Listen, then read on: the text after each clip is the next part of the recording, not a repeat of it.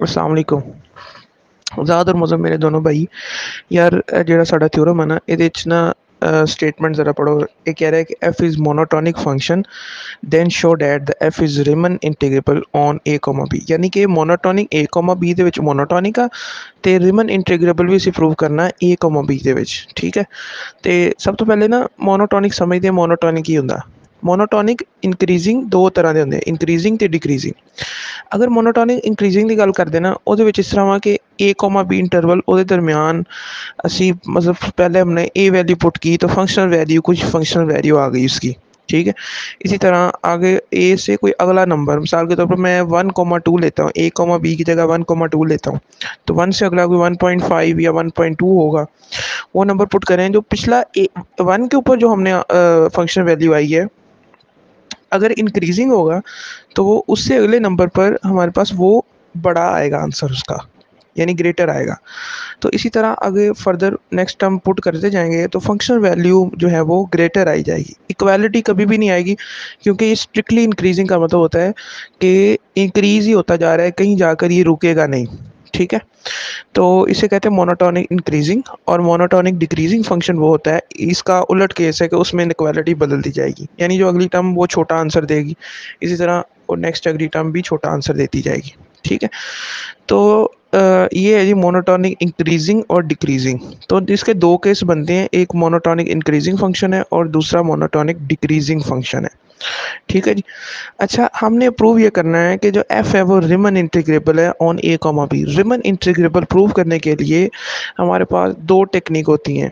या तो हम लोअर इंटीग्रल को अपर इंटीग्रल के बराबर ले आए तो वो रिमन इंटीग्रेबल प्रूव हो जाएगा, या तो हम जो अपर सम माइनस लोअर सम यानी काशी क्राइटेरियन जो हमने अपर यूपीएफ माइनस एलपीएफ को लेस देन कर दें एप्सिलॉन के। तो अगर ये दोनों क्राइटेरिया, अगर दोनों से कोई एक क्राइटेरिया। अच्छा भी अब देखना कि जो इसका प्रूव है वो हमने यहाँ स्टार्ट करते हैं। प्रूव ये कह रहा है कि फॉर एवरी एप्सिलॉन, कोई एक एप्सिलॉन हमने दे लिया ग्रेटर देन ज़ीरो पॉजिटिव, और आर में से हमने दिया पॉजिटिव एप्सिलॉन।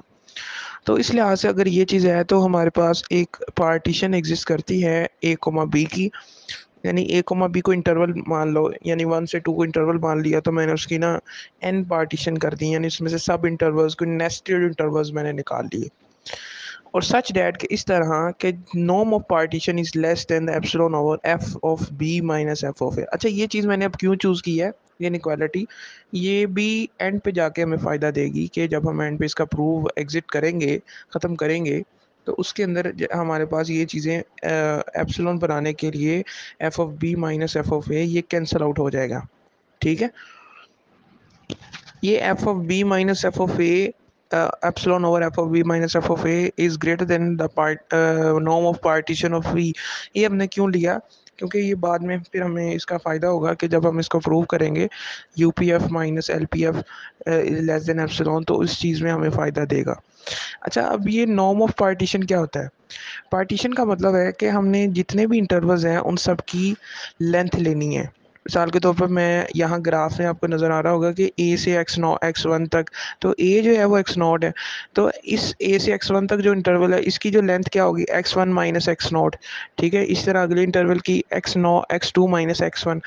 तो ये है जी हमारे पास नॉर्म होगी, sorry length of the her interval की लेंथ होगी। अच्छा, इन सारे इंटरवल्स में अगर देखें तो मैक्सिमम लेंथ जो आ रही है वो बी माइनस से आ रही है, जो कि एक्चुअल इंटरवल है। ठीक है, तो नॉर्म जो होगी इस इंटरवल की वो उसकी एक्चुअल लेंथ ही होगी, जो कि हमारे पास ए कोमा बी की शक्ल में है।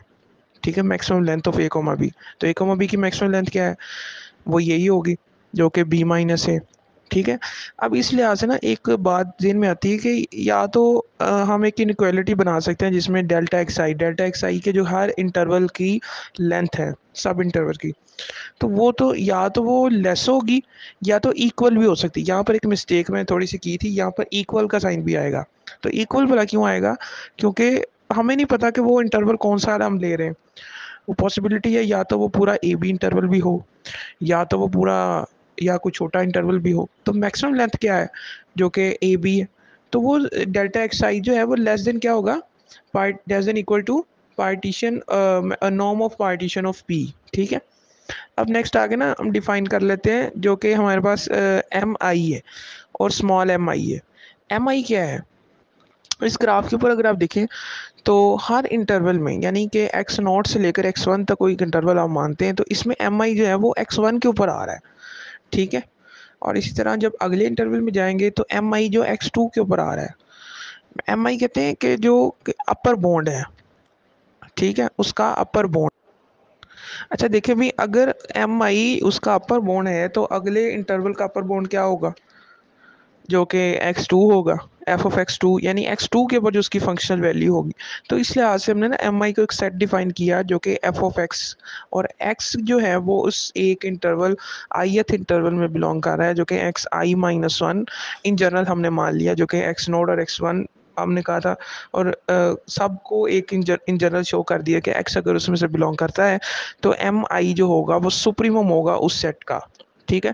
सुप्रीमम का मतलब है कि जो हाईएस्ट उसमें होगा, तो उसमें हाईएस्ट वैल्यू क्या आती है? एफ ऑफ एक्स आई, यानी आप इंटरवल में कर सकते हैं इन जनरल।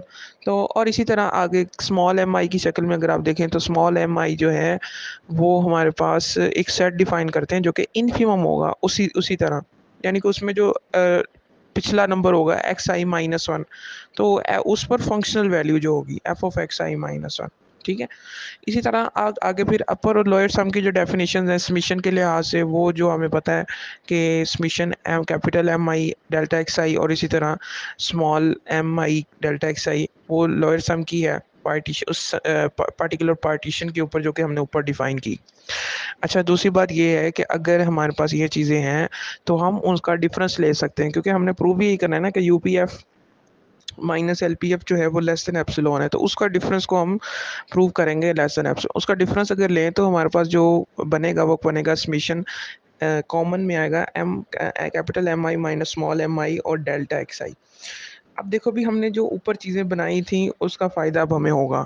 तो डेल्टा एक्स आई हमने लिया था, वो हमने लिया था less than the norm of P.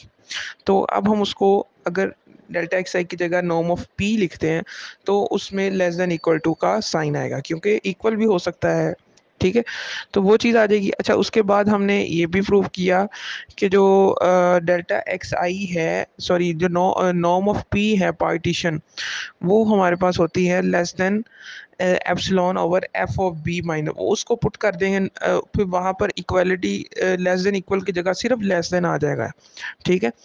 अच्छा अब आगे जो हमारे पास कैपिटल एम आई और स्मॉल एम आई है, इसकी भी हम ऊपर डेफिनेशन बना चुके हैं कि कैपिटल एम आई जो होता है वो सुप्रीमम होता है, वो सेट हमने जो बनाया। अब उसमें जो सुप्रीमम बनेगा वो आगे वाली वैल्यू होगी एफ ऑफ एक्स आई, उसको कैपिटल एम आई की जगह F of x I put करेंगे, इसी तरह माइनस फिर F of x I minus one. जब आप इस समीशन को ओपन करेंगे तो हमारे पास क्या बनेगा? F of B minus F of A, यानी कि एफ ऑफ बी ऐसे बनेगा कि पहले वैल्यू आएगी f of x n minus F of x naught, ठीक है। तो एफ ऑफ एक्स नोट को हमने पार्टीशन ऊपर कहा था ए है, और एफ ऑफ एक्स एन जो है वो बी वाला पॉइंट है, तो उसकी जगह हम पुट करेंगे तो नीचे से जो F of B minus F of A हमने लेट किया था वो उससे कैंसिल आउट हो जाएगा, तो सिंपल हमारे पास एक एप्सिलॉन बचेगा जो कि U P F minus L P F से छोटा है, बड़ा है सॉरी। तो इस तरह अगर ये चीज़ है तो ये फॉलो करता है काशी क्राइटेरियन को। काशी क्राइटेरियन हमें कहता है कि अगर ये कोई भी फंक्शन इस काशी क्राइटेरियन को फॉलो करता है वो फंक्शन रिमन इंटीग्रेबल होगा उस पार्टिकुलर इंटरवल के ऊपर जो कि हमने ए कोमा बी को फ़र्ज़ किया था, ठीक है। ये कंप्लीट हमारा प्रूव होता है फर्स्ट केस का। सेकंड केस में हमने मोनोटोनिकली डिक्रीजिंग को प्रूव करना है। मोनोटोनिकली डिक्रीजिंग का मतलब है वो सिंपल सारे केस यही होंगे। आप देख सकते हैं जब आपने पी पार्टीशन को लेस देन रखना है तब आपने नीचे थोड़ा डिफरेंस रखना है जो कि ओवर में है, तब आपने एफ ऑफ ए को पहले रखना है फिर माइनस एफ ऑफ बी रखना है। ये क्यों रखना है ये आप वहाँ से देख सकते हैं। अगर आपको कोई इशू होगा तो मुझे आप यहाँ पर पूछ भी सकते हैं, मैं आपको फिर बता दूंगा, ठीक है। ओके भी मेरे भाइयों, तैयारी करो अच्छे से, ठीक है। और अच्छी सी प्रेजेंटेशन होनी चाहिए, पता चले कि एक अच्छे बच्चों ने दी है और एक अच्छा ग्रुप उभर कर सामने आना चाहिए। ठीक है, हर कॉन्सेप्ट का आइडिया हो गया। यही आसान सा प्रूफ था, बहुत आसान है, इसको अच्छे से तैयार कर लो, मसला होगा तो पूछ लेना। ठीक है, ओके, अल्लाह हाफिज़।